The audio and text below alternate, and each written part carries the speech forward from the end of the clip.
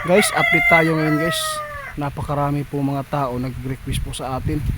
Kasi gusto daw nilang malaman sa kaibigan po nating Dwidi. Kasi si BBM po talaga may pinangako na hindi pa daw aabot sa Pasko. Marami daw makukulong. Pero bakit daw hanggang ngayon naghihintay po ang mga taong bayan, yung mga tao na protesta, ba't walang nakukulong? 27 na po, nakalipas na yung Pasko natin. Bakit po walang nakulong? Kaya kasama po natin si kaibigan. Kaibigan, gusto daw nilang malinawan po kaibigan. Tungkol po ito sa sinabi po ni BBM ba? May impormasyon po ba kayo dito? Bakit hindi po nakulong yung mga congressman? Naku po guys, napakasakit ito kung marinig po ninyo ito mga idol, sa lahat po ng nagprotesta, no? Sa lahat po ng malasakit sa protesta. Ito po ang sinabi ng ating kaibigan. Hindi yan makukulong ang mga congressman ngayon, sabi ng ating kaibigan. Bakit po kaibigan?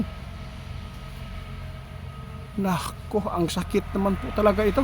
Dito po sasabog ang galit ng mga sobrang galit po sa nakawan dito sa ating bansa sa flood control, no? Kasi ito po talaga ang pinangako ni BBM kaibigan, na before daw sa dili pa daw magpapasko, marami na daw ipapakulong niya. Hanggang ngayon, ano po ba itong nangyayari? Puro na lang budol ba? Oo nga, ang sabi ng iba, maka Duterte tayo. Alam po niyo mga idol, totoo lang, siya po ang namumuno ngayon, no? Puro na lang ba tayo paasahin? Pero gusto kong malaman kaibigan, na masagot po ninyo kung bakit talaga na walang congressman ang nakulong.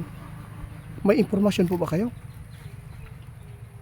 Ay nako, ito po guys, kaya pala hindi nakulong ang mga congressman ngayon na sangkot sa pagnanakaw dahil gagamitin pala ito sa impeachment ni Sara Duterte. Ito po yung masakit po dito. Tingnan po ninyo mga tao na makapanood ngayon, no? Estado pa rin ng ating kaibigan. Alam ng kaibigan natin ang estilo dito. Kasi grabe po kaibigan eh.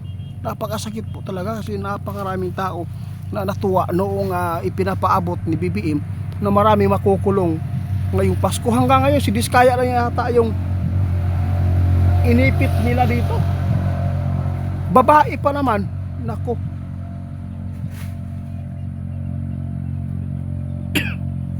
ito po ang sabi ng ating kaibigan, wala tayong magawa, ha? Kung ganito man po ang takbo ng ating bansa, wala tayong kapangyarihan para ipaabot ang ating hinanakit. Alam po niyo guys, yung mga pangako na yan walang kwenta, sabi ng ating kaibigan. Grabe kaibigan, no? Kaya pala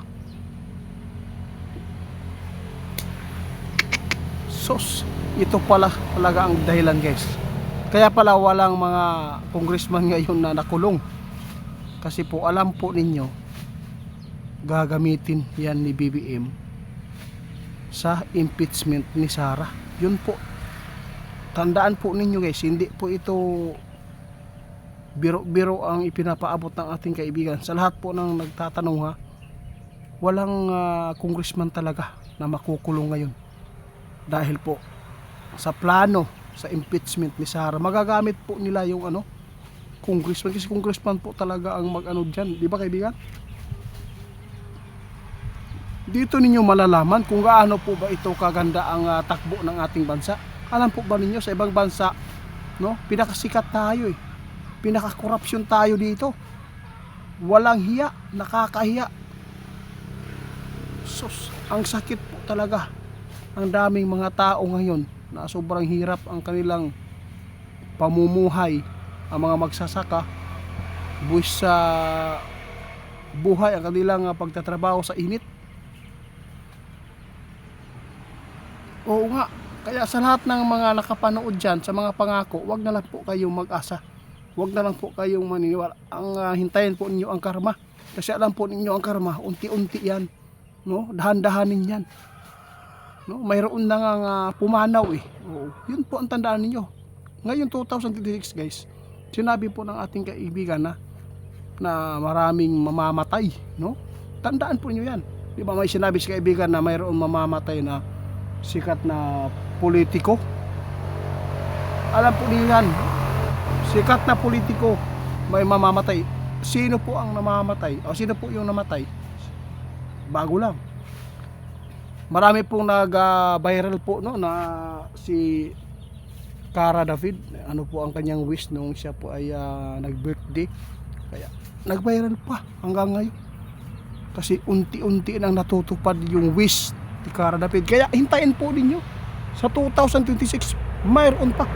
Di ba kaibigan? Kaya hintayin po natin guys. Kaya at least nalaman po ninyo. Huwag na po ninyong hintayin na mayroon po makukulong na congressman kasi gagamitin yan niya